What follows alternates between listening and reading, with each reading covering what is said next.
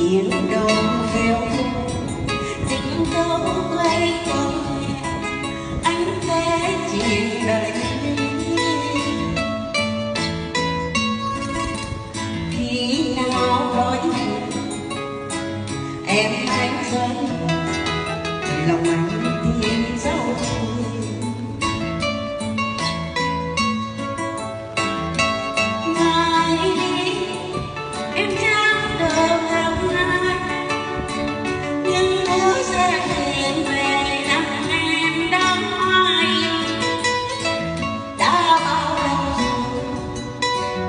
cành hoa mờ mơ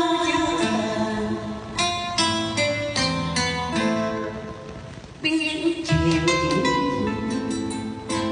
tình không nhạt mà xưa đâu